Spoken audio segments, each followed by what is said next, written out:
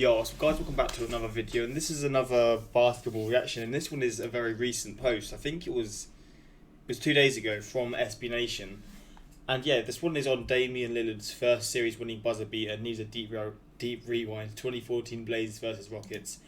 I think this was to take them to the conference final. I may be wrong with that. I'm not 100% up to date with this moment. I've seen the clip, but I'm not I know it was a massive occasion. You can see the score of everything. It was literally in the last second of the game. But I don't know the ins and outs of everything to do with it. And people suggested it, and I was going to do it anyway. But then I saw people were suggesting it as well, and I just thought this is a must do, man. And yeah, let's just check this out. I mean, it's an SB Nation video.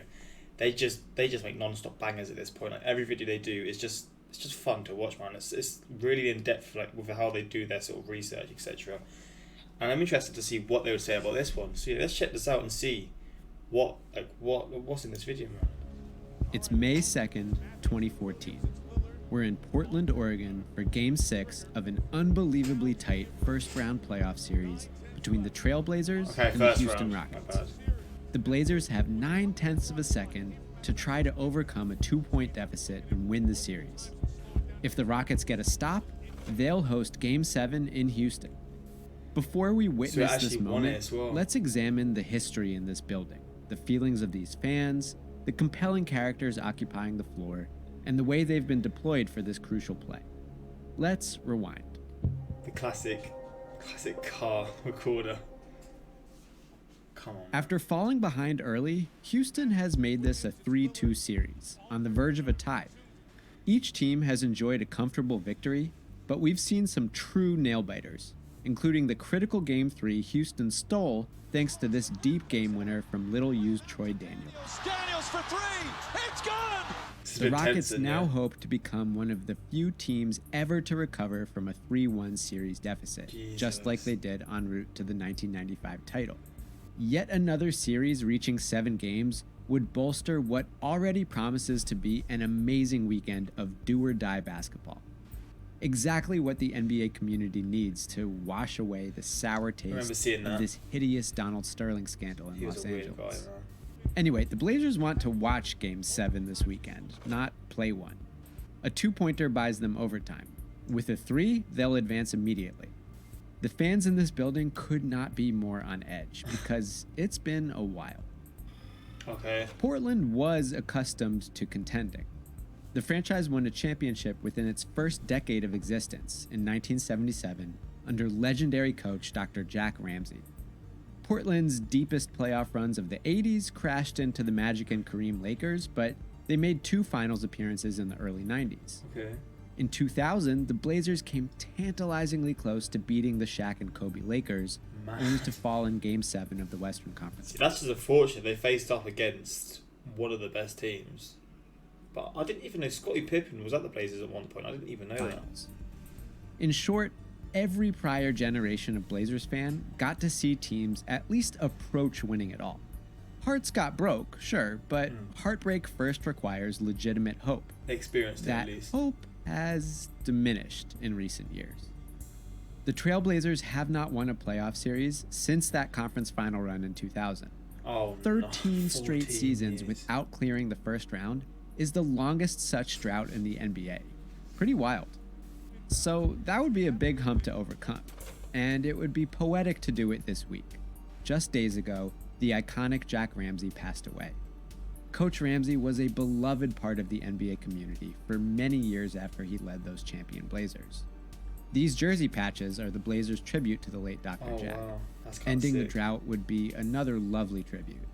But you're looking at a whole crowd of hearts and stomachs.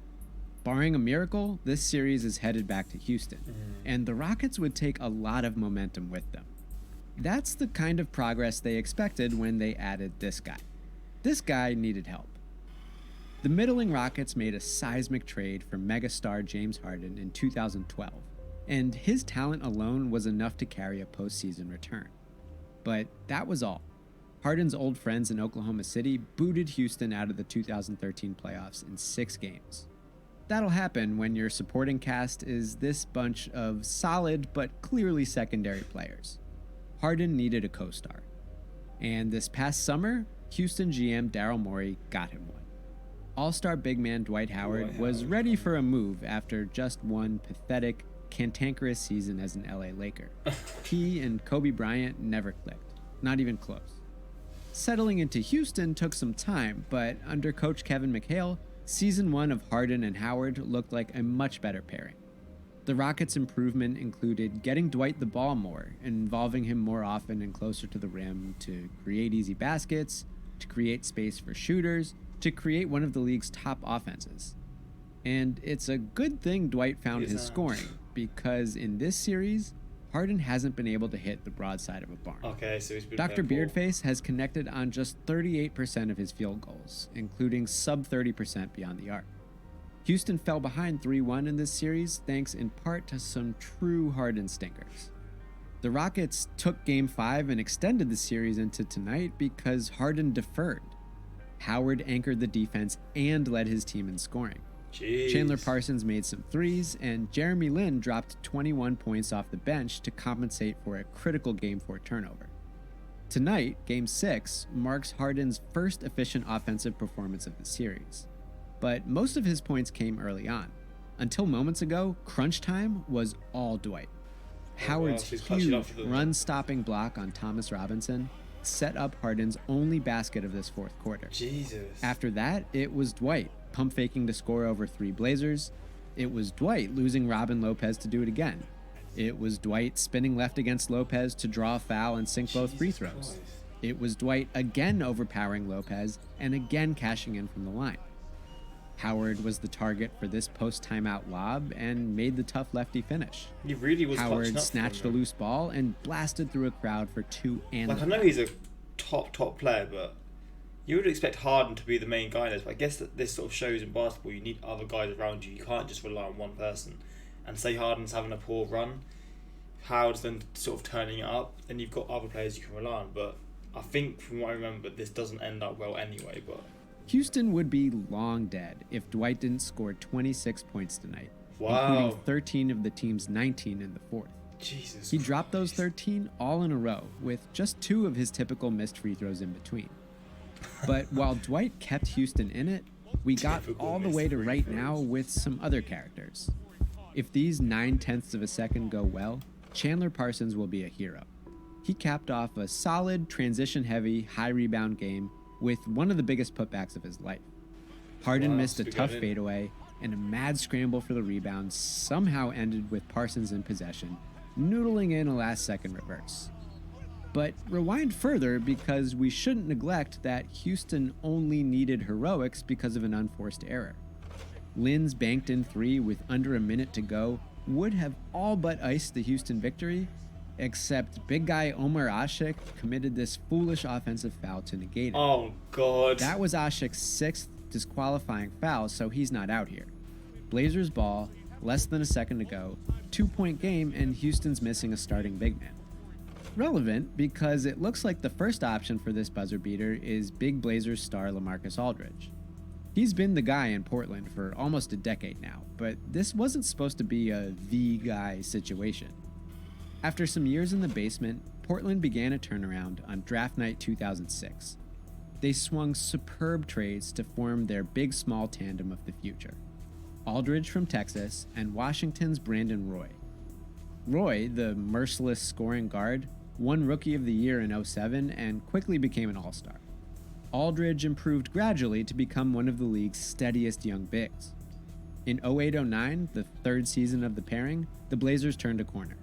An early signature moment came in November 2008 on the same floor in a similar situation against the same opponent as tonight. On an inbound play with less than a second to go, Coach Nate McMillan had Roy flash toward the inbounder to catch and fire this deep, buzzer-beating 3 for the win. Here's Blake to Roy. This is for the That's in the past. Portland rode that high to 54 wins, but fell short in a 2009 first-round series against those same Rockets. Jeez, so they got a bit Even of with history, first-round man. defeat, 2009 looked like a step toward contention, toward That's ending a the nice drought. shot, though. It instead marked high water. Roy's knees deteriorated. His diminishing availability consigned the Blazers to more first-round doom. It led Roy to an early, heartbreaking retirement in 2011.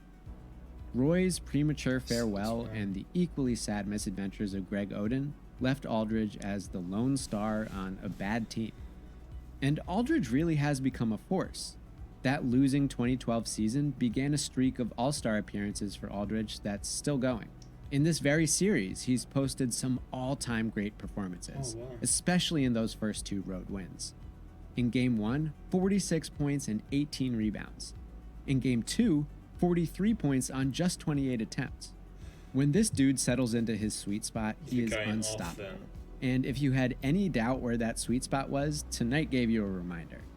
Aldridge has towered over the left wing like a sentinel, destroying all defenders in his path, mostly Omer Asik.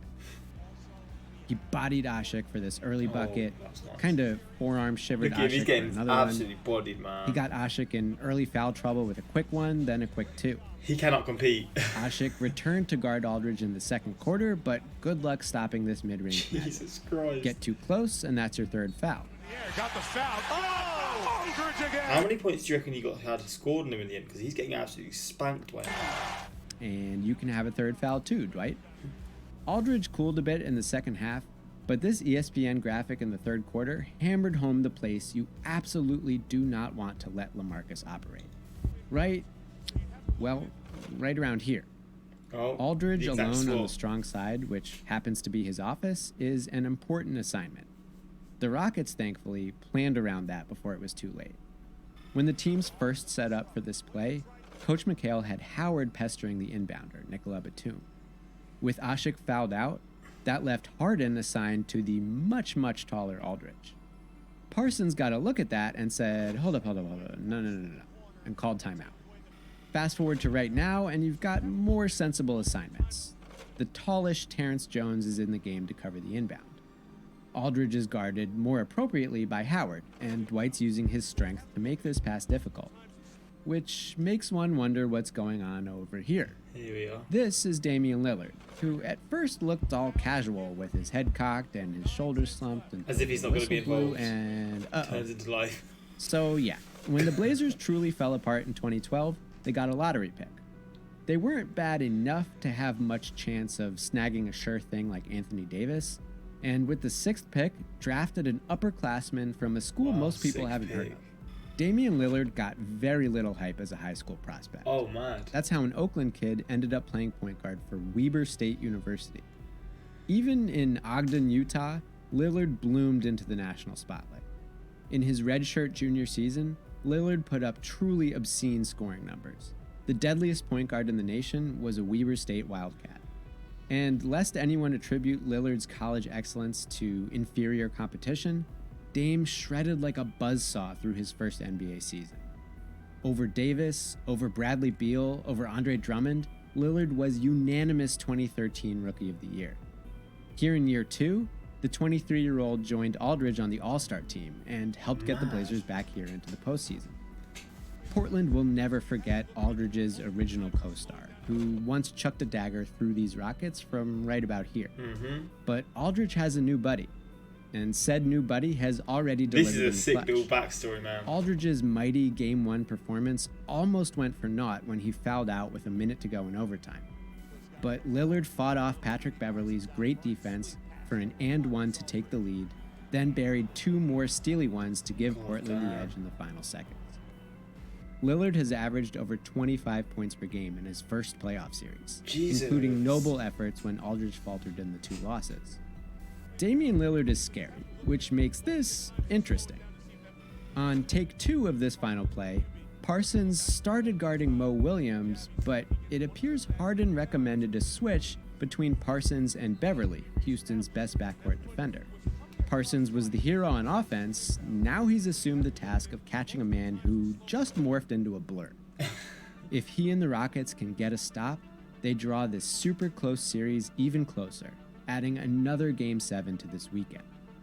They'll play at home for a chance to complete a rare 3-game comeback.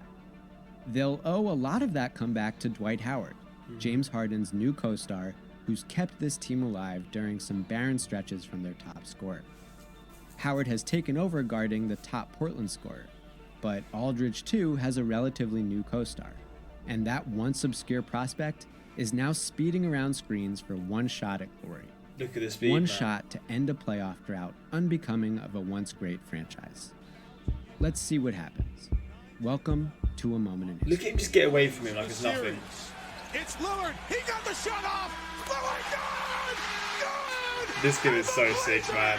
Win the series for the first time in 14 Look at him. Look at the look that he has.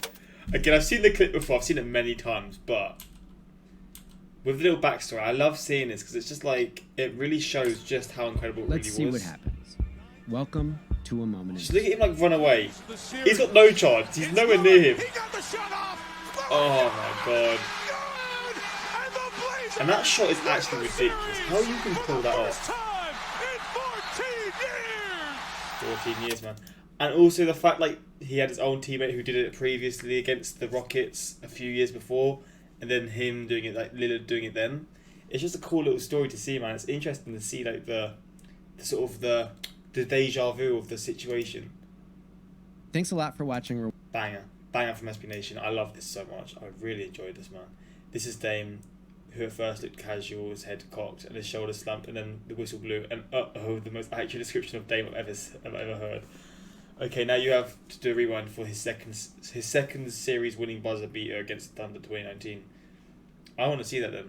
I'll be interested in seeing that. I mean, they probably will eventually. They always do that sort of stuff.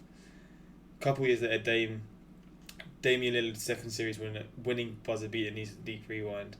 He's got a lot of these moments, hasn't he? The beginning of Dame time to time, basically. This one is going to be great. Pandemic P, that's a bad shot. Lillard quote on this play: when I stepped back on the court, Mo Williams kept telling me, go to the pool, go to the pool. I was like, that's not the play. He was like, I don't care, go to the pool. I feel like I may have seen a random video of him. Was it on House of Highlights, like describing this shot? I don't know if it was this shot or an earlier shot.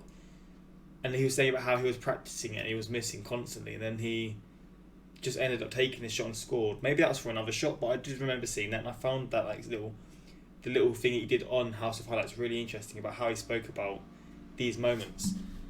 It's Lillard. He's got the shot off. Lillard got it. The Blazers win the series first time in 14 years. The commentators doing what they do, man. Damian Lillard has the coldest ice of water on his veins.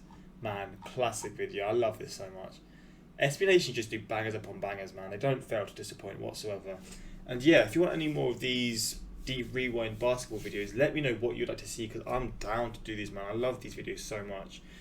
They may not be as important as compared to, say, like seeing who wins the championships, etc. But these little backstories to certain players and certain teams, it just sort of helped me find out different personality. Like it's making me realise like his personality in terms of he's a lot more clutch than I ever would have realised, and he's obviously had more moments like these. And I'm finding this out about him now. Maybe I should do this with other players in future, like Allen Iverson stepping over Tyronn Lue in the NBA Finals. I know the clip, and it's the most violating clip. The way he sort of stares down at him is just, you're ripping the soul out of him. But I'd love to see the backstory to that. So maybe I should do more of these backstory deep rewind videos for basketball or any other sports, man. So if you would like that, comment in the description what you'd like to see. And yeah, until next time, like, subscribe, peace.